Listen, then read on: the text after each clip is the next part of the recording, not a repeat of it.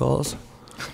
All right, Tyler, we're going, man. Thanks for coming on the podcast. No worries, no worries. I was just saying, when you got here, you're living the dream right now. You're in junior hockey. The Rouyn is first in the Quebec Major Junior. The Mem Cup is in your backyard. I'm not trying to jinx anything, but I'm just saying. And you just got no adopts, and I don't know. I'd be on a high if I were you. Yeah, it's Christmas. Exactly. Yeah. Above all things. Better. Yeah. Home, friends and family. Hockey's going well, so Yeah, it's pretty good. that's awesome. So, what do you have planned over the break? Are you going to the Oval or anything? Christmas? Are you staying in Halifax? What are you doing? Or Cole Harbour? Sorry. Yeah, I'll be in the HRM area the whole break. So Nice. Kind of just doing friends and family stuff, hanging out, just kind of enjoying a little break from hockey for 8-9 days. Is there a little bit of nerves, even though it's the trade deadline, or do you know you're safe? But I don't know. It's the trade deadline. Anything could happen. Are you nervous at all? Do things like that enter your mind, or? Yeah, well, obviously you're thinking about it, but I don't know. I've kind of gone through this like 2 or 3 times already, so Yeah. you just kind of try to put it out of your mind. Just don't worry about it. There's nothing you can do about it. Like you already played, you already showed what you could do. So if you get traded, you get traded. If you don't, you don't. But Yeah. not my control. Honestly, I wish I had the opportunity for that to be on my mind. Do you know what I mean? Like, for me, it was, I hope to get traded to Halifax Junior A one day, but I knew Jimbo was just fucking leaving me on the line, you know what I mean? But it's like, obviously it would weigh on you, and you're thinking about it, especially when you're a team that's, you know, a contender. Yeah. And you consider yourself to be a big piece of that, and then all of a sudden shit changes, right? Like, obviously, I think everybody's seen Dobson getting dealt to one of the... Yeah. the contenders, you know what I mean? Bathurst aren't doing that well this year, are they? No. They're like one of the last in the league. Yeah, I think they're down there, but that's to be expected after the amount of success they had last year. So that, and they shipped some guys out too. Cycle of junior. Do you ever talk to Noah? Do you know him on a personal level? Yeah, we played a little bit when we were younger. I think we went to a few tournaments together on some select teams, but I don't talk to him too much. But whenever we play Bathurst, I'll see him after the game and talk to him, run the ice, but. Nothing, not too close with him, but he's a nice guy and pretty excited. Yeah, that's sick. Yeah. Have you guys played in Halifax yet this year? No, we haven't. When do you guys play? Soon, January 13th. So right after the break. So when you go back to Rouyn on the 26th, do you start playing games on like the 27th, or do you? We're actually starting in Blainville, so I'm flying from Halifax to Montreal the night of Boxing Day, sleeping over there, and then we got to be at the Armada rink the next day at like 2 or 3 in the afternoon and practice. Kind of get the rust off. Get the Christmas legs out. Yeah, and then we play the 28th and right back into it. I was gonna say, like, you guys must be getting a bag skate in. Like, after I think there must be a bag skate coming. Yeah, that's gonna be it. Everybody expects that. Doesn't I feel like at any league you play at any certain level, like the high level of any league, you expect a bag skate after Christmas. It's just one of those things. I've seen a couple throw ups in my day on the ice, especially where a lot of the boys are of age and stuff like that too. Where you can sit around and have a few beers with your old man and stuff like that. I mean that. It adds to you, right? So it slows you down, and if there's anyone who knows that, it's me for sure. Man, these Christmas breaks are so important. Like junior hockey, obviously, it's the Quebec Major Junior, excuse me. So much hockey. These breaks are so important just to spend time with your family and friends. I remember when Safaris was in Gatineau, just coming home, he just couldn't wait to just unwind, relax. Yeah. Like our coach is pretty reasonable with it too. Like he after a game in Victo there, our last one, said everybody make sure your gear's on the bus. Like nobody's going home, nobody's playing hockey. Like get off the ice, just go enjoy your break. Like just you got 9 days, enjoy it, get off the ice, and then because we're right back at it as soon as the 28th hits. So cool. Just said make sure you take the break, reboot physically, mentally, and then be ready to go. Are you gonna go to the Oval though? I don't know. It's debatable. It's pretty snowy out right now, so. Isn't it open right now? Yeah, it opened. I want to get over there and do some street interviews.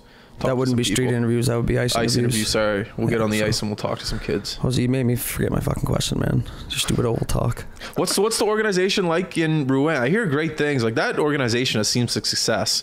The last 10 years at least. Yeah, I think I saw a tweet earlier on in the season. I think we were like in the last like 10 seasons, we have like the second best win percentage out of like the 10 seasons, which I think when you have teams like Quebec, Moncton, Halifax and stuff where they can bring in these Euros and they can just pay guys if they want to, really. Like it's pretty easy. Just bring the mic up a little bit there. Yeah, sorry. It's all good. It's a lot harder to get guys to come to Rouyn-Noranda than it is a big city like those teams. So for the success they've had, it really speaks volumes about like the coaching, the organizational structure, just the way they treat the players and how everybody just comes together and just makes it work. Yeah. Especially when you're winning, man. And if you're winning, that more than just the players are doing something right. I was telling Matt Anthony, who came on the podcast yesterday, that I was listening to an interview with Luc Robitaille, and he was talking about when he played in Detroit, and the keys to success were the team. Everyone wanted to win a cup. Everyone knew the role. But he said even outside of the players, from the trainers, the coaches, the masseuses, everyone just had one common goal of winning a cup. And I thought that was really cool. And I don't know, do you find that outside of the players, in Rouyn, just everyone has a common goal of wanting to win a Mem Cup? Yeah, obviously, like this year especially, we have, I think it's like 8 19-year-olds. We got our 3 great 20s, and then our 18s are awesome, and our rookies are stepping right in and contributing. So it's kind of been just a whole recipe for success so far this year, which has been nice. But that's this year, and this year that was our goal. But we've been a top team in the league for the last 4 or 5 years, which is, I think that's what's speaking volumes about the organization. Like, anybody can have one good season, but to have 1, 2, 3, 4 in a row, that's what's I think pretty impressive. So what do you think the keys are to success right now? Like, you guys are top of the queue. Do you think you guys are deep? Do you think you have a great top 2 lines? Do you think you have good defenseman, good goalie, or is it all the above? Because each team has a different recipe. All of it, man. It's been good so far. We got our goalie is he won the best goalie in the league last year, and he came back, or backup's drafted in the NHL. Like, that's a tough one. Yeah, it's tough coming into our barn. You guys do the novice and split the games? He's he's got a 2 goals against average and a 93% save percentage. So that's a big part of our success. And then we got just good leadership. Really, our leadership group is really good. Like, whenever we need a goal, like, you can count on one of the guys to step up and get it. Like, I think we've gone to overtime 6 times this year, and we've won in 5 of them. That's the best feeling. It's kind of just like in the big moments, we seem to step up, and it's always one of the leaders, and it's really good. You know why this is awesome? That the fact that it's Christmas break and their team is on a high. You guys are first in the queue going into Christmas break, knowing everything is fine. Actually, nonetheless, that is great going into the Christmas break, but everyone's going to be gunning for you the second half. Everyone's gunning for you regardless. When you're the top, if you're the top team 13 games in, or you've been a top team, like you've said, for the last 4 or 5 years, it doesn't matter what game you're playing. Every single night, that team is coming to beat you, because to be the top dog, you got to beat the top dog, and you can't just beat them once. Do you know what I mean? So it has the opposite effect too. Yeah, it's Christmas break. They're first in the queue. But now their momentum takes a little bit of a break, right? Whereas some teams who had no momentum might gain some, right? You just don't know. And I think what he said with the leadership and trusting the next guy beside you to get the job done when the job needs to be done, that's what's going to keep the momentum going. You know what I mean? So if everybody believes in that, which I'm sure they do, then they'll be fine going back down the stretch, right? But if you're a team that's not really sure and you're battling, you don't know what the break could be. Was the break negative for people? You just don't know. Because it seems in your group, everyone knows their role. If you're first in what you're doing, there's really nothing to work out. Yeah, I think you know what you have to do to win. Keep going. Just the way things came together. I think everybody knows their role. We got no guys in the 4th line who think they should be on the first, and we got no guys. See, that's a rare thing. It's. I think everybody knows their role, and everybody's working towards just winning. That's all we care about. We have a really cohesive group. It's fun. We come to the rink every day, and we just all get along. We all want the same thing, and I think that's a big part of the success, is just enjoying coming to the rink, and that makes working hard a lot easier to do. It's not even working hard then, it's good. You just want to do that. No, it's not a job. It's fun. We got a great group, and I think that's why we're having so much success. I like that you said the 4th line knows their role. That's a rare thing in any job. Especially when you're still trying to make it individually, you know what I mean? That's the thing. You're not in the NHL. Yeah, if you're a 4th line guy and you're 17 years old or 18 years old, and they're all young, so I think obviously that's the best. That's the thing that they understand about it. They understood. It's development, right? All those guys that are on the first line, when they were their age, we were all on the 4th too. So still rare for people to think like that, but it's different nowadays. Like when we played, if you were a 4th liner, you're a banger, you're a bruiser. You know, when you got older, you were a fighter, but you were a role guy. But now the 4th line is your young guys, they develop, they're around, it's just a better culture, they're around the older guys. Is that they true? Get to see how it's done. Well, it's just how it is. Are your 4th lines, are they skilled guys? Our 4th line this year is 16, 17 you got 18. Those are it's our guys. It's a different game. I didn't even think about that. Yeah, they were all guys that tore up midget last year, and then they come in and it's we got our first power play is 20 years old, 19. So it's you're just not going to take those spots, and they get that, and they come to the rink and they work hard, and it's perfect, really. So it sounds like you guys have good leadership outside of like the coaching. Like I feel like your captains. Are you an A right now? No, I'm not. No. Well, nonetheless, I'm sure you're still a leader on that team. It seems like if you're able to guide 16, 17-year-olds that are on a fourth line and make them happy. Especially these days. Oh, yeah. I'd probably complain if I was that young on the fourth line. Yeah, maybe not. Yeah. But still. Yeah, you're like our 320s were all rookies on that President's Cup champion team a few years back. So they kind of been there. They were young kids on that successful team. That I think they lost like 9 games that season and lost in overtime in the Memorial Cup finals. That's good. You needed to learn how to win, I think, and like to battle. I was saying because you played Major Bantam, right? Yeah, for Cole Harbour, and my buddy's coach there now. So I've been doing like some video stuff for them, and I was saying, like, how does the playoff format work with so many teams? He says everyone makes playoffs. And I was thinking, well, that's kind of shitty. But then on the flip side, I was like, you know what?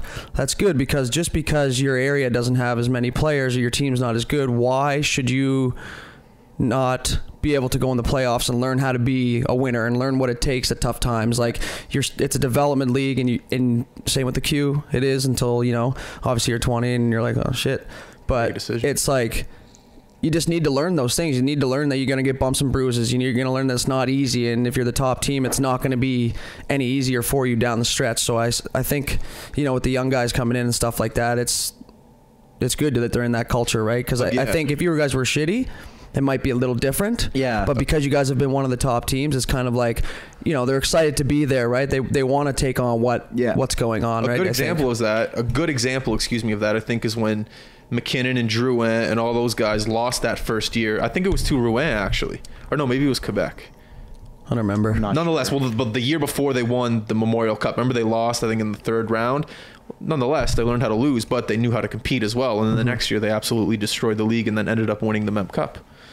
I think that's what you're trying to say. Yeah, basically, yeah. You just learn, right? If you don't ever make the playoffs as a kid, how are you going to know in junior what it takes to compete in the playoffs? It's a completely different game. I don't give a shit what anybody says. Yeah. The playoffs is ridiculous. Do you find the second half of the season a lot more high tempo than the first half in the Q? I don't know, really. I find it shorter.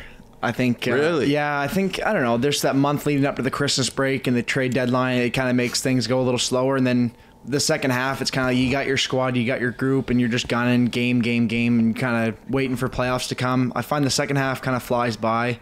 That's good. And then it's playoff time, and then it's time to roll. Do you ever find it hard to like maybe get up for a game like Wednesday in Shawinigan, and you're just going through like the entire season and you're on the road? I don't know. I would. I don't know. I don't think it's tough to get up for games, but obviously there's going to be some road trips where we're on the road for 2 weeks, and the last game of the road trip, it's like on a Sunday, Sunday afternoon game. Geez, finally just grind this one out. Like it's more of those ones where you just gotta like you're talking to yourself, like just make sure you move your feet tonight. Like get in there, just get on the forecheck, get involved in this game early, or else it might be a long night if you can't engage. Yeah. So it's usually those are the kind of games that we try to come out and be physical right away, kind of get the mind away from the fact that you're tired and stuff like that. You just kind of try to grind that one out. What kind of bus do you guys have in Rouyn? Do you have a sleeper bus? No, we don't have a sleeper, but you can sleep on it. Yeah. No, I think it's got to be one of the best buses in the league. We need it, but Wi-Fi? No, we do, but it doesn't really work that well. I was just going to ask you about that. Being in Rouyn, where's your nearest road trip? Because I'm assuming that you guys have to travel crazy for everywhere. We have Val d'Or, which is only an hour away. Okay. So that's nice. We play them 10 times a year. So that's good. But other than that, our division is Blainville, which is 7, Gatineau, which is 6, and Sherbrooke, which is 9. Jesus Christ. And then obviously like Halifax, Cape Breton's probably like 30. Yeah. I think we drove to Cape Breton this year, and it took us like 3 days. Man.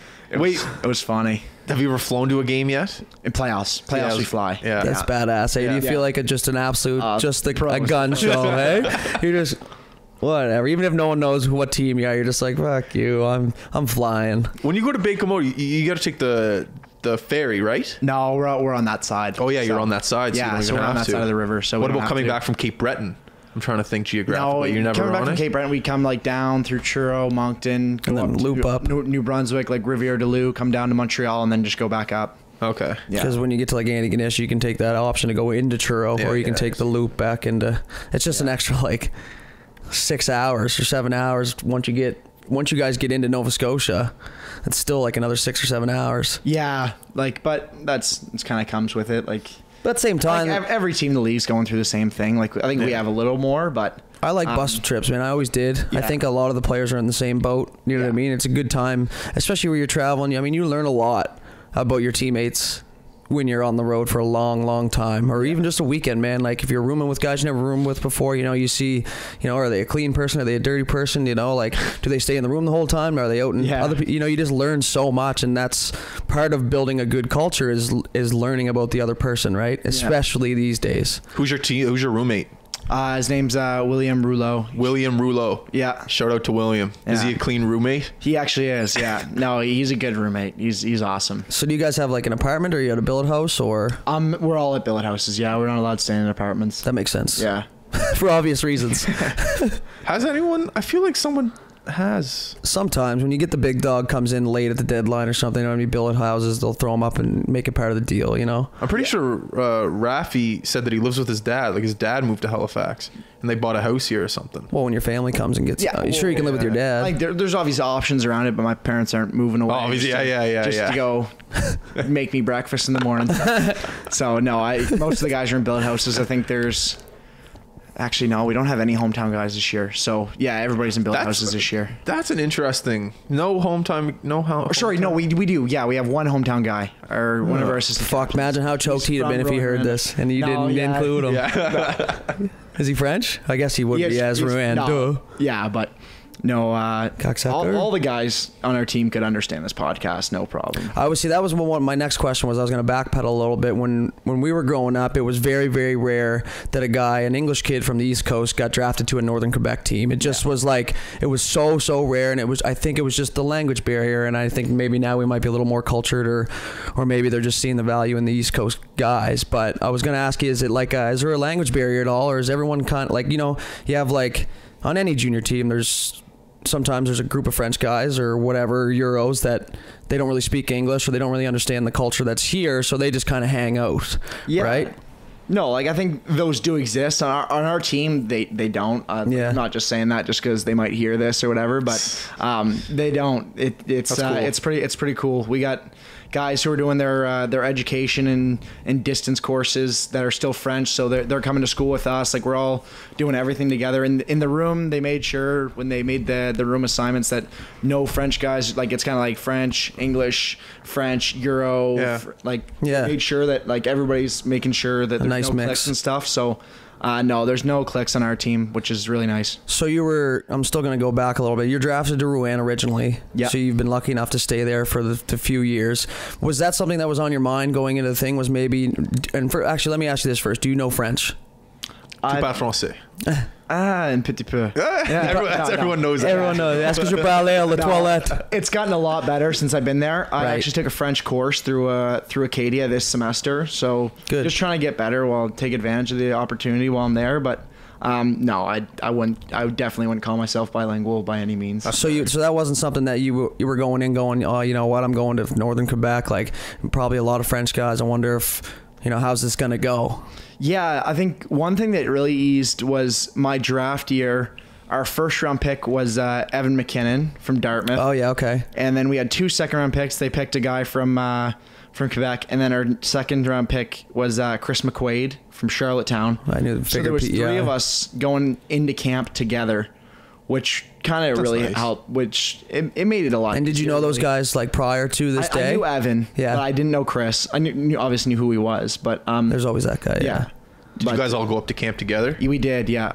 Wow. That's Chris definitely is from settling. Charlottetown, so he flew from PEI to Montreal, but we all met up and we were all on the same flight to Rouyn together. So that's where I met Chris, and then I knew Evan from before, skated together and went to school for 1 or 2 years together. And then so that helped ease the transition. Then the coaches were English. Isn't that a rule in the queue that every coach has to speak English? Everything at the rink has to be in English. Yeah, there's no French meetings. There's no, obviously like people speak French at the rink. Like it's not like it's not a law. Yeah. So, but at any team meetings, anytime coaches talk to me or I'm around, like it's all in English. Yeah. And everything up on the walls, team rules or whatever. Like, you know, It's all the English, stuff yeah. that's up on the walls and stuff. Really? Yeah, it's all in English. You didn't know that? No, fuck no, man. My stint in the queue was like 45 minutes, and it was a couple phone calls, and that was it. So, It's all good. you know, I'm not worried about it. Well, I wouldn't be worried about it if I were you. I didn't want to put that much effort in, and I still don't. I got a question about other than, well, it's a two-part question. First one, favorite rink to play other than the Scotiabank Center, Metro Center, sorry. And your home rink. Other than the Scotiabank Center. What do you call it? The Metro Center or Scotiabank? Metro, it's the Metro Center. Yeah, attaboy. Yeah, Attaboy. no, for She's sure. old enough. Yeah, he's old But enough. no, other than like obviously our home rink and Halifax Yeah. would probably be kind of in a class by itself just because of the special. Yeah. Obvious Yeah. reasons. But I like St. John. I really like playing at Harbor Interesting. Station. Yeah, I really like playing there. Is it warm? Why do you like Yeah. playing there? Is I don't it know. good ice? The Is it? atmosphere's pretty good. I've had some of my better games there, so obviously I think if you play well in a rink, it's I like that rink. You know what I mean? So Automatic. Yeah. But that's good. You're next time you go there, you're feeling good. exactly. But No, you like the atmosphere. Are you an atmosphere guy that feeds off the energy? Like if it's a negative energy or a positive energy, do you find like your game kind of like evolves a little bit if the energy's really good, or like a big game guy, I guess? yeah, I don't know. Every time we've gone there, it's been a good, tight game, fast paced, and it's just every time I've gone there 3 times now, and it's been a fun night all 3 times. So I just really like playing there. It's a really beautiful rink too. Like That was great. Good setup underneath. They got the tunnels, so great place to play ball game and warm up and stuff like that. So Shout out to pretty DK solid setup. too. In Quebec, do they fill up the top? Do they fill up the top part of that building, or do they just fill out the lower bowl? I think it's huge, so I don't think anybody's going up. Is to it the even top. safe to sit up there? I don't know. It's high, man. That rink is crazy. The new one? Yeah, it's nuts. I remember Did you ever go to the Quebec Pee Wee tournament in the Pepsi Coliseum? We went to something called the BSR. It was at the exact same time Pee Wee Yeah, tournament, yeah. but it was kind of for teams that didn't qualify. Like we were AA. always in that Moosehead Cup or whatever it was. Yeah. And we didn't win. So Schmucks, eh? but I think we started the fundraising at the beginning of the year, obviously, in case we did. Yeah. But so we went to the tournament called the BSR. So I didn't get to experience playing at the Coliseum in front of that many people. But But you got the last laugh. yeah. Yeah, you got the last laugh. Yeah. Well, my point was to bringing up the Pepsi Coliseum is that was a steep top. I remember looking at that and just I went up there and Pee Wee. being It was terrified. scary, man. Yeah, exactly. Yeah. Terrified. Yeah, I went in there when I was a kid to trade pens and stuff. Yes, sir. Yeah, of course. Oh, And then, I was a hustler. Do you still have your scarf? Like I pinned all my You would have a scarf. Where did you pin your pins? On a Fucking cork cool board. guy. What? On a cork board where pins go. So you just walked around the rink with a cork board and No, I put your collect them in pins a on? bag, take them home, put them on the cork No, board. that's amateur hour. You got to get a scarf. You got to pay for the scarf. I went up there. I probably went up there with $40. You know, actually, no. I got my first debit card for that trip, that's a big fucking moment. Do you have? Where'd you get your pins? Do you still have your pins? Yeah, I do. Or have did my they pens. trade pins at that place? Yeah, Yeah, for sure. Yeah. We trade pins before every game, and then our coaches kind of to experience. I think we might have gone once or twice. We went to the Coliseum for 2-3 hours, and so you just walk around, trade pins, go meet some people, and so we did that. We collected some pins, and I was fortunate enough to go for 2 years, so I got pretty You good prick. collection, I think. Sick. What an asshole. Hey, coming on here showing us up. Wow, you guys went to the big tournament. You guys. Yeah, there we go. It's true. Yeah, thanks, man. I'll You trade brought you me. guys. Thanks, man. You brought me back. We went as the Moose says. Do you want to tell the story about how we got? Yeah. Okay. So It's a basically, cool- okay, I'll try and you tell it quick. So at that point, Kevin Cameron was the president of the Mooseheads, Okay. and his son Spencer was on our team. So he was one of the assistant coaches. So we have the Moosehead Cup, and our Pee Wee team was ridiculous. We went like I think 82-10 that year or something in total. Like I think we won 11 to 12 tournaments, just like ridiculous. We had Steve Anthony, he scored like 250,000 goals in 20 games. It was just nuts. Anyways, we play the Moosehead Cup. We beat everybody. Like we didn't dominate. Some teams you do, but you know our rivals and stuff. Anyways, we won the tournament, and then all the other teams put up this fuss because we had the president of the Mooseheads and blah blah blah. So Kevin Cameron went out. He rented the ice for the weekend. He scheduled the tournament. We replayed the tournament, and we fucking pumped everybody twice as hard. We did it twice. Yeah. We did the whole thing. You redid the whole tournament. The whole tournament. Come on. Anyways, that was a. But yeah, so anyways, we brings earned back- it. Yeah. And I think the Pee Wee, you don't realize at the time, how big of a deal that is. You know what I mean? You're like, oh, this is sick. I get to go away. I remember my dad's like, there's going to be so much snow there. We got White Juan that week here, so there was no snow there. Do you remember White Juan? I do remember that, yeah. What were you, like 3? Maybe. Maybe. I remember coming back from Halifax and there was no reaction from me because there was just the same amount of snow as in Quebec than in Halifax. We just drove and nothing really changed. It was all the same. That was the first time I ever did billet, ever did bus trip. Billet? We did billets in Pee Wee. So our team, I think there was the odd guy, I think Tommy and someone else stayed at a hotel just because whatever, you do what you want, right? But everyone else was in like with a guy and you were at a billet house around Quebec. Cool. Dude, it was dynamite. See, I'm bilingual. So our billets, I know I get that reaction every time. Yeah. Really? You barely speak English. But so our billet was completely French, and I was with another kid, Frazel, who literally spoke no French, and even if he did, he wouldn't. So it was just like, they're like, because you know how they talk when they think you're French, and it's not, they're not saying words. It's and you're like, are your billets bilingual? My billets are, yeah. That's which is really nice. I bet they made sure of that though. Yeah, I think they kind of made sure. I don't think they made like to make sure, but that they were English. But when an English billet signs up, says, "Yeah, I speak English," I think it's pretty. Yeah, it's probably a pretty rare easy thing to up there. put the one of the only English guys in the team into that house. I wanted to ask you about whenever you come to play here. Do you have a ritual? Like maybe you go out for dinner with your family. Do you stay the night at your house, or is it just kind of in the city and then you're out? Do you even have time to do anything like that? Yeah, my first year, I think we got in. My first year, we drove straight. So we left Rouyn Wednesday night around like supper time and got in like Thursday night at like 9 p.m. to Halifax. As soon as I hit the hotel, I think my parents were at the hotel just to say hi. And then I went up to my room, passed out, woke up the next morning skate, game, and then we had to hit the road. So it wasn't too much. But last year, we got in we were playing in Cape Breton like on Wednesday or something like that. So we drove Thursday and we got in at like 2 or 3 in the afternoon. So nice. My coach let me go home, eat supper with my family, and I had to just be back at the hotel by curfew. Okay. So that was... What was curfew? 10. Ooh. Yeah. Okay. I'm not even awake yet. 10. Yeah. Quarter 2. That's the curfew, just quarter 2. 10 p.m. I had to sleep at the hotel. Oh, you couldn't sleep at home? No, I had to come sleep back at the hotel with the team. That makes sense. I guess. I'm trying to build a... camaraderie. Yeah. But like homemade meal or anything? Yeah, my parents, I think it was steak and lobster that night, so get some seafood. What about the vegetables? You get asparagus and potato, maybe? Was I right with the asparagus? So. Yeah. See that? Why, you thought of the first fancy food you could think of? Asparagus aren't fancy. It goes with steak. Well, you ever see any movie? I've seen a movie. Have you ever seen a movie? Right on, man. Homemade meal would be big for me. If I played in Quebec and I came home, I would just want a homemade meal. That's all I'd want. Do a lot of the guys from Quebec ask you like about just like East Coast things, like fucking eat like fish and lobster? Oh, you like lobster and like all this shit? Are they ever trying to get it from you? Yeah, I bet all the boys jump on Bumble too here. We actually had Lane Cormier was a lobster fisherman in the summertime, so some of the guys on the team actually like were asking him like, hey, when you go home in the summer, like you send me up some lobster to Montreal and stuff. So that's kind of the only thing that ever came up with that, maritime and fish and stuff like that.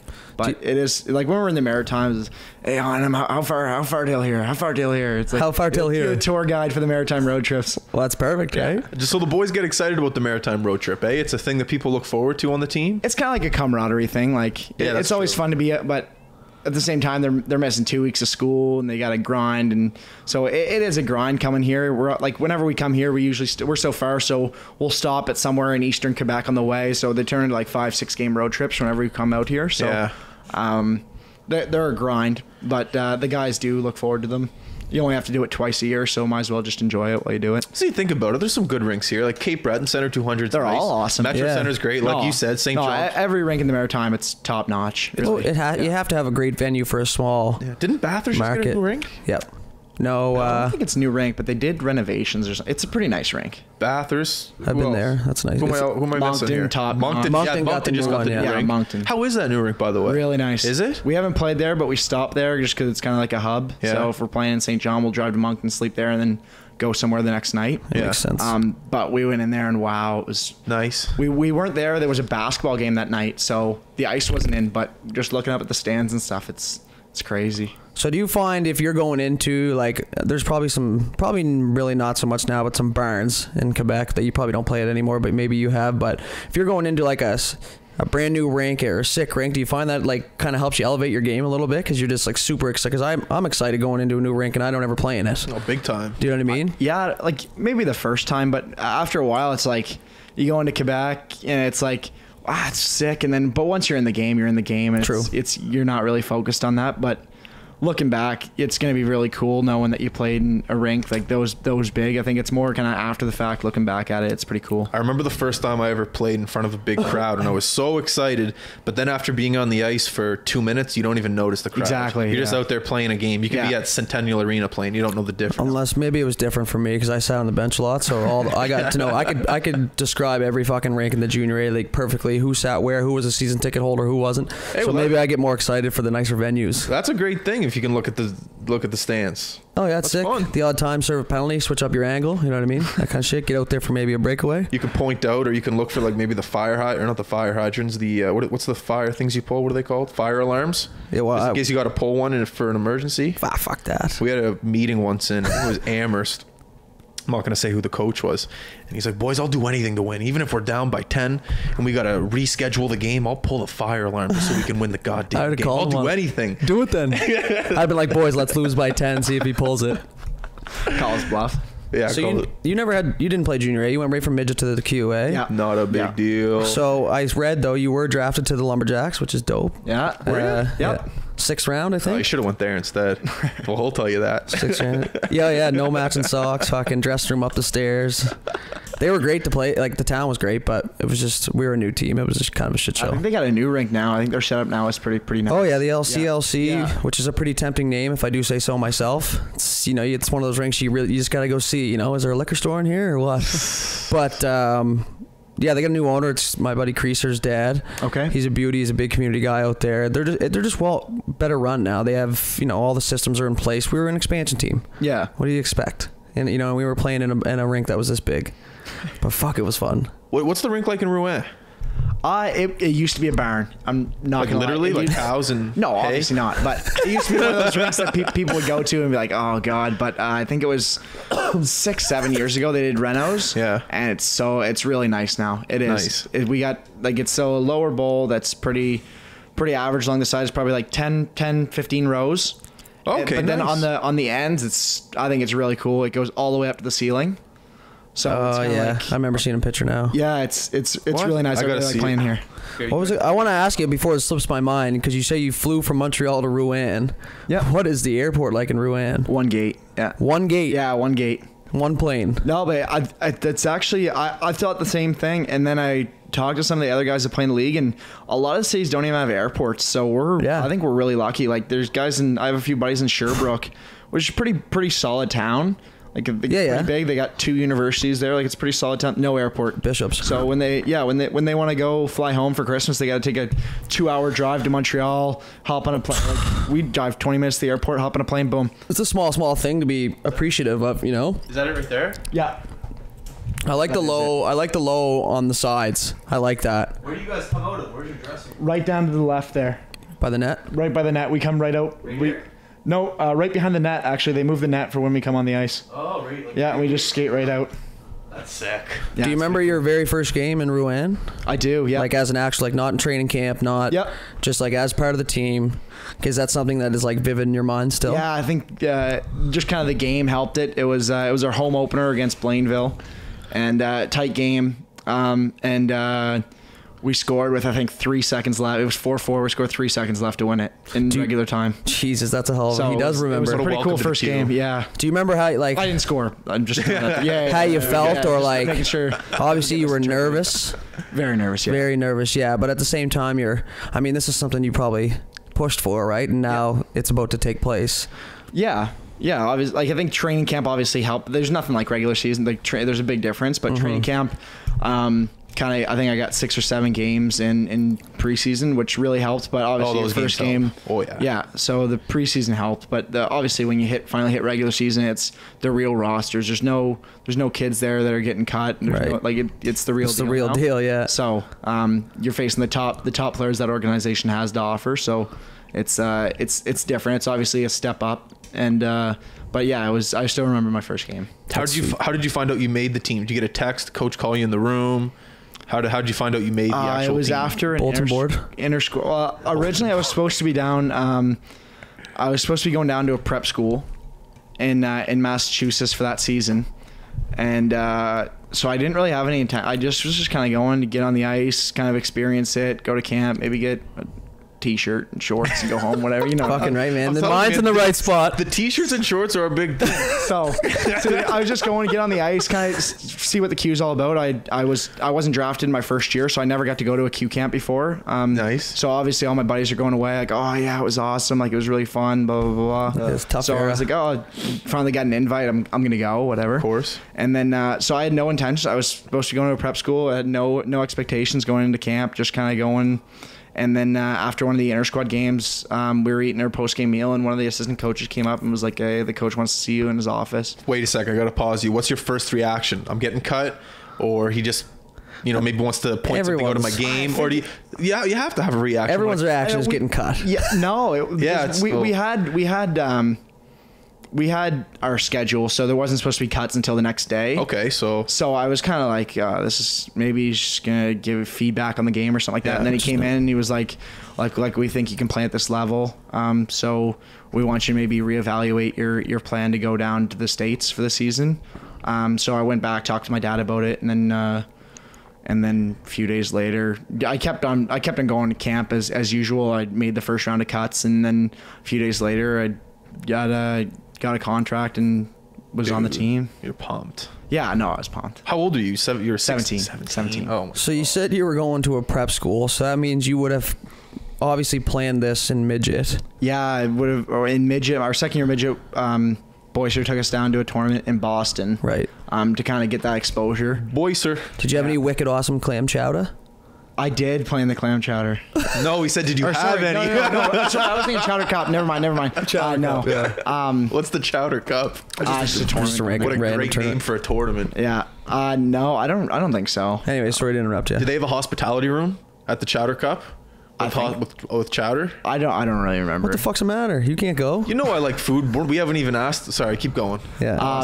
So they took us down there, and I think that's when that ball started rolling, and it kind of went from whenever we went October to March, and then I think March is when I made the decision that I was going to go there, and then so that's how the whole thing started. It wasn't really a normal process at that camp where it was kind of like, oh, I just go until the end and wait till you make it. It was kind of like I had to know because I was only supposed to go for 3 days and then fly out. Yeah. So it was kind of quick analysis. So you didn't get drafted in your first year, and you did in your second year. So that's the same year that you are committing to go down to play prep school. Yeah. In your first year midget, was it your goal? Do you think your goal changed between years? Like in first year midget, obviously your goal was to probably try and make the Q, or was it to go to prep school? Like, I don't know. I feel like a lot of kids these days have kind of both options open to them. You know, growing up, I think I was more in tune with the United States option because my uncle went down to prep school and he played for Clarkson. Okay. Oh shit. D1. So he kind of introduced that option to me when I was younger. Like, hey, like this could be an option for you. Like I really enjoyed it. So I think I was more exposed to that side of it than most kids. So I really hadn't made my decision. Like I wasn't a stud coming up. It wasn't like I had a big decision. And you were small too, weren't you? Most people aren't studs coming up though. Yeah, like I wasn't one of those guys that was like, oh, I'm gonna go top 2 rounds and have to go play in the Q in 16 or whatever. Like that wasn't a decision that I had to make anytime soon. So no, I just kind of showed up, played hockey, and I like that you kind of made that decision early, because yesterday when we had Matt Anthony on, we were talking about the decision between going to Q and NCAA. Right. And he said that you have to make your decision so early to go to the Q because you said 16, 17, you're playing in the Q. But when you go to the college route, you can wait till you're 19, 20 years old to go. You see that a lot more these days around here too. Guys use junior A as their leap, like junior A. You know what I mean? They go up as 16 or 17. Yeah. They get the little bit of exposure because now they're like, it's way more common these days. And but that's cool on your part, the maturity of saying, hey, you know what, I might go the college route, even though you ended up going the junior route, but you still had that in the back of your mind. Yeah, I have the option. Yeah. When I came up, and I'm sure when you came up, you're like, no, I'm going Q. I'm not taking the that junior wasn't even on my mind. I didn't know, man. Like I really just didn't know. And this sounds like I didn't. It sounds stupid, but I honestly just played because I think it was a release from what was going on probably at home and shit like that and in school, and just because I liked it, man. I liked hanging out with the boys. I still love going. Like I ref now, and I love going to the rink to skate. Yeah. Like it's just something about it. And I think nowadays I can go, where can I play hockey? You can put that in fucking Google. The information's out. And you can send, an Instagram video of you playing hockey to every goddamn school, and you'll probably get a sniff somewhere. So I find your era was like just the start of that. Do you know what I mean? Like nowadays it's like, era. yeah. Well, definitely like the internet and stuff like that, where these, like, if a coach from the U.S. wants to watch a game up in Canada, like I think every junior A game across the country is like on Definitely on the internet somewhere. Like it's not that hard to get some eyes on. Max whoever. games are on Eastlink now. Yeah, exactly. Like it's not hard. Like penalty box cam. Back probably when you guys were playing, like nothing. A coach had to take a flight up to go watch one game, and or they had to come here. Bad, yeah. Boom. But now they can go watch. They can get game film from 10 games like that, and it's. I think the recruiting process is a lot more complex now and easier for the recruiters. Those guys paved the way kind of now for the East Coast, because now I think before they, like you said, they would have had to fly. So like they're like, okay, well nothing's really come out of the East Coast in our era really. Like there was, but nothing crazy.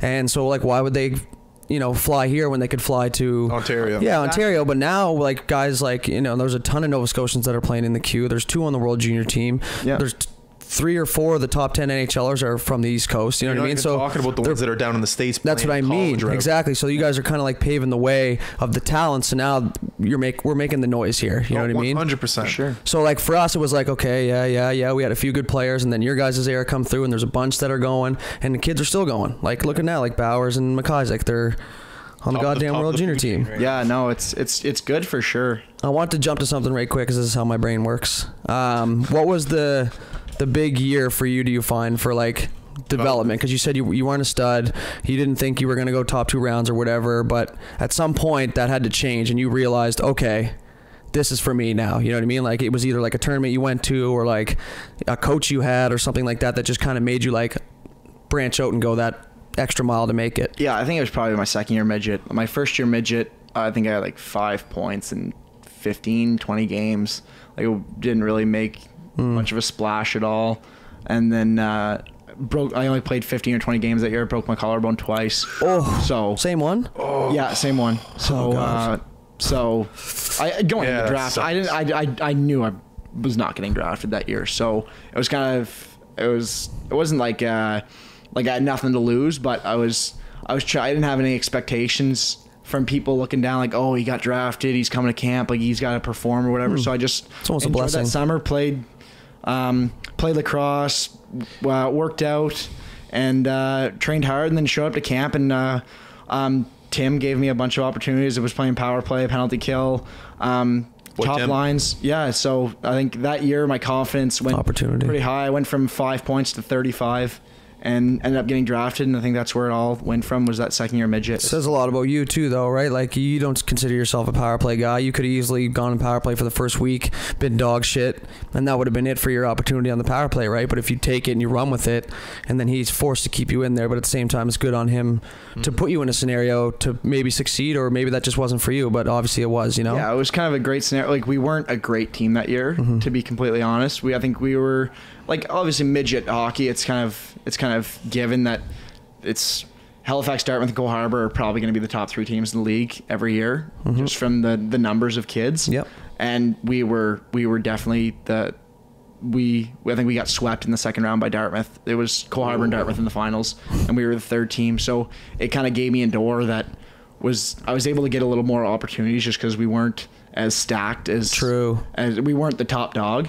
So yeah, it's funny how hockey is all about opportunities. It is. It's a sad reality, but sometimes you need a player to get hurt in order for your opportunity to rise. Brad Marchand said that about him in Boston. He wouldn't have had the opportunity unless 3 or 4 guys got hurt, and then he just capitalized, and look at him now. But like I said, it's a testament to the person's character, man. Like, yeah, it's one thing to get the opportunity, but it's another thing to keep it and uphold it the whole time at a consistent level, right? Well, that's just and that's why that was going to be one of my points earlier with when I was saying guys never really got drafted to Northern Quebec, was nowadays the Northern Quebec teams are trading for English guys, and I hate having to do this, but English guys, French guys, whatever, but you never got dealt out of there, you know what I mean? So obviously they see something in you that is of value for the younger guys coming up and shit like that, right? But it's just like they could easily just ship you out because you don't speak French as well as the other guys or like anything like that, right? It's such a cutthroat thing. But I feel now that there's no like cultural difference now. Everybody's one, you know what I mean? It's not French and English. You're just a team now, right? For sure. I think like I definitely wasn't the one paving the road, but guys like Liam O'Brien going there, like there wasn't a lot of guys, like even Crosby going to Rimouski, that was kind of like the start of it. Yeah, I think, and then as it went on, it's got gradual, and now I think those teams aren't as scared to take kids from the Maritimes. Obviously, there's still a risk. Like some kids aren't going to go. Like that's the reality of it. But I think more and more kids are going to the Quebec organizations, and it's hopefully soon that just won't even be a problem anymore. Which would be nice. I wanted to talk to you about lacrosse. I want to kind of switch it up a bit. How long? I play lacrosse myself as well. Okay. How long have you been playing lacrosse for? I started when I was in about Pee-wee, I want to say, maybe Pee-wee. So was that like 12, 13? Yeah. For what reason?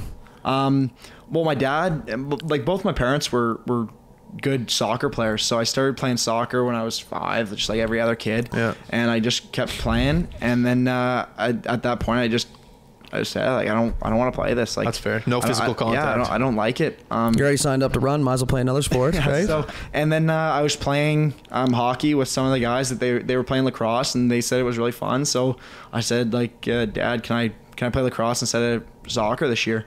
And he was like, yeah, sure, whatever. Did you play last year lacrosse? Like, do you still play? Yep. That's sick. Yeah. So your coach doesn't tell you not to play lacrosse? Oh, no.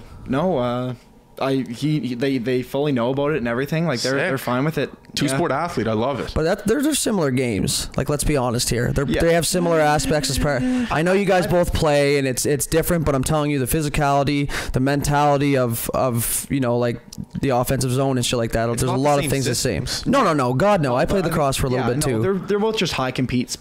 Yeah, and you bumps and bruises and you learn how to compete. Yeah. And take heat to win. It's not, you know what I mean? It's not Rainbow Road and Mario Kart. It's like, woo. No.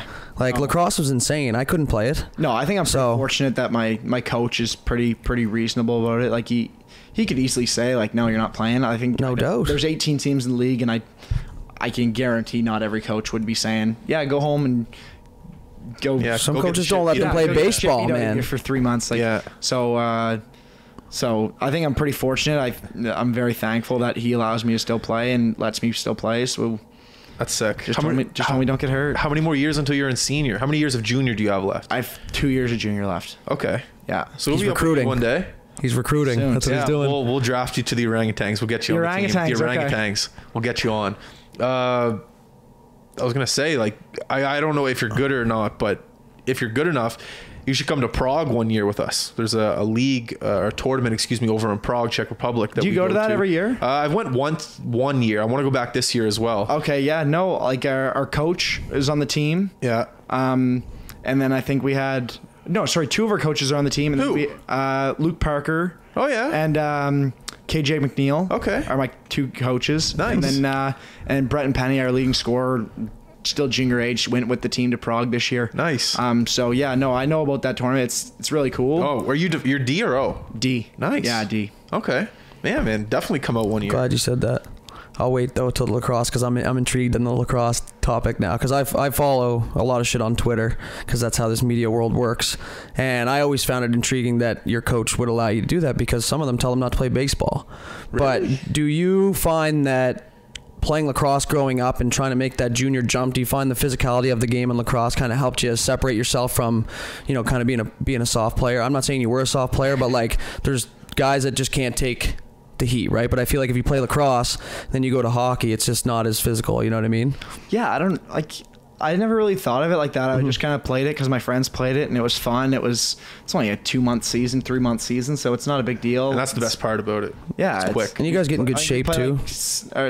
Playing junior A, we play 16 games and it's playoff time. Like, it's not some grueling thing. It's true. We play 1 practice a week, 2 games, and then it's nothing perfect. Crazy. Yeah, summer sport. It definitely helps you guys get in shape because he plays beer league with us now, and obviously like I smoke and shit and you don't, but I can just tell a difference from him like running all summer and playing lacrosse to into hockey because he's just way faster than everybody and for longer. Do you know what I mean? Like for sure. There's no gliding in lacrosse. No lacrosse. Like a lacrosse practice, you're running for like there's no gliding, so you stop your feet, you stop moving, so you get exposed quickly if you're not out of shape. Exactly. And my old man was such like an old school guy. He never wanted me to it's not that he didn't want me to go to the gym, he just didn't want to pay for it, right? So it was like ride a bike and like, you know, play lacrosse and play baseball and just do other things to build your physical strength. And I was fortunate enough to be very small. I shouldn't say fortunate enough, but I was really strong just because of small things like biking every day and like all of a sudden your legs get huge. But you say you never thought of it. Lacrosse, you're running all the time, you're bumping and you're bruising, you're battling through, you know, shit on the wall, you're getting bruised and cut and shit, but you that's helping you. You know what I mean? Like it has to. Yeah, of course. I don't know. You're still soft as hell, but I don't know how that works. But no, I think definitely my conditioning is better than what it would be come training camp time for hockey if I played lacrosse. For like, it's hands down. Like there's no possible way that I would be able to get the scores I do in fitness testing if I play lacrosse versus don't play lacrosse. For sure. 100%. No doubt. So anyone who's listening, play lacrosse. Yeah. Halifax team. NLL. Huge. Pumped on that. Even I'm pumped. Their games are fun as fuck. Because if you think about it, people in Halifax just want to go out, drink, and see some physical sports. Like, don't get me wrong, people love to watch the Mooseheads, but it's also you go there. It's a social thing. It's drinking, it's fun, it's things like that. And I think that's why I think the NLL is going to do well. People love seeing physicality. People You're allowed love to going fight out still to the city. in lacrosse. There's going to be more fights than the Mosseds. More fights than the Mooseheads. It's going to be good. No, yeah, I think it's definitely a fun sport to watch for sure. So much fun. No, for sure. I think you get your buddies together when you're Friday night and go watch. I don't even think they have a team name yet, do they? If I had to guess, whatever it is, go watch their game and then go out. Like that'd be awesome, really. I'm gonna go try out. Man, they should be called the Citadels. Whatever. I think the Halifax Citadels. Just like it'd be like a throwback, kind of like to our old WHA team or whatever. What was the AHL team that was in Halifax? The Citadels. I thought they were Nova Scotia Citadels, or were they the Nova Scotia? Nonetheless, whatever. Voyageurs, that's what they were. Voyageurs, yes. The V, because now Dartmouth has that thing. That would kind of be cool. That's a big part of things too. They didn't have the midget minor when you played, did they? No, it was you got cut from major midget. You went and played high school. I'm glad they did something, and they should have something like that in Bantam in place too. Because I've been reffing lately, and there's a Bantam AA, and don't get me wrong, Bantam AA it's pretty good. There's hitting and stuff, so it's basically like the Bantam AAA when we played, because we didn't have major Bantam. Yeah. Bantam AAA was an absolute war, but besides that, like I feel like you have to have something like still call it Bantam AAA. Do you know what I mean? Because it's minor midget AAA. I don't know. I think they just wanted to hype it up. They wanted to hype up this new midget AAA league because all these kids were going to high school and like just basically giving up. That's a lot of the kids. They were really good in Bantam, Bantam major. They went their last cut of major midget and they never played major midget again when like they could have easily kept going. It's paying out for them. I think they just wanted to implement a league where if you get cut from major midget in your first year, it wasn't the end of the road. Like that's why I said they should have it in Bantam as seriously. I don't think they like. I think it's still like major midget programs. Like they're going hard. They got video sessions and stuff. Like they're doing all the development stuff right. Just giving an option to those kids who still want to try to make it. And it's good too really because the hype helps you mentally. Like if you're a kid, you don't really know yet. And if you get cut from major Bantam and that's what you think is the stepping stone, you get cut from that, and they're like, "Oh, you're playing Bantam AA." Like that hits you. You know what I mean? But if they're like, "Okay, you didn't make major Bantam, but you're on Bantam AAA, which is the feeder for major Bantam." It's the same with the minor midget, right? It's AAA. So you didn't make major midget. These kids are still pumped because they're playing AAA midget, and they know that this league could potentially get them into this, whereas high school, like you said, it's just human nature to basically shut her down. Major you know what Bantam, I mean? is that the same thing as major midget, as you're allowed to pick what organization you go to? No, you can't. And there's no have to be major midget's not like that anymore either. You have zonage. Major Bantam is Bantam AAA hyped up. Oh yeah, like you can't go outside of your boundaries. Like I'm from Coal Harbor, I got to play for Coal Harbor. Okay, there's no options there. See, not when we played, buddy. Yeah. You could just go wherever. I still sucked and didn't go anywhere, so. Man, you're too hard on yourself. It's 20 years later. I can be as hard as I want. All right, man. Food situation in Rouyn. You guys got a grilled cheesemaker or anything before? I always, every player that comes on. Yeah, baby. What's Love the this food question. situation? Also, what's the Gatorade? You got chocolate bars. What's going on before the game, pre and meal? We did have a grilled cheesemaker. For some reason didn't come back this year. Don't know where it went. Boys putting on the LBs, eh? Yeah, must have got broken this summer or something. It's not there this year. What about like a ham Kinda sandwich? Like disappointed. they got meat. Well, we got everything. Our athletic therapist is kind of in charge of that, and she's awesome. Every single game we got, I think it's like 2 loaves of bread, ham, peanut butter, jelly, any type of granola bar you can Like imagine. mustard mayonnaise. Yeah, exactly. You want to talk about the unsung hero of teams, man. Every guy that comes in here says their athletic trainer covers, like, obviously, you know, the stuff you would know, but then like their protein and their pregame meals and their breakfast and their post-practice food and stuff like that. People just assume, oh, he gives you a massage or he puts your shoulder back in place, or sorry. Yeah, no, she's I'm not sure if it's every way in the league, but it seems like it's a lot. She books all of our hotels, all of our meals on the road. She's an athletic therapist. She handles the food for pregame and stuff like that. So she does a lot more than just checking out her bumps and bruises for sure. What's your favorite Gatorade color? Blue. Finally, somebody who didn't say fucking yellow. Yellow's the best Yellow. color. Yellow gives you heartburn. Don't go near yellow. No, red Sure. gives you heartburn. Sure. I thought you liked red. insane. What? Mine's orange, actually. Thanks for They asking. don't even make orange anymore. No, they don't. Drive Anyways. down and Yeah, we're going. All right. So, what are you doing the rest of the day? I'm going from here. I'm going out to eat lunch with my grandmother. Where are you going for lunch? Moxie's. Whoa. Crossing. Smoke shows Yeah. there. That's why you're going, eh? Great restaurant. Great restaurant. Great food. That's why I go. Yeah. Great food. You got your Christmas gifts already? Like for my For your family? and everything? yeah, for sure. What? Oh, I guess you can't tell us. what I you can't got. say it on here. Come on. Have you wrapped them yet? Do you know how to rap? Do you know how to wrap? Oh well, No. brutally, but Hey?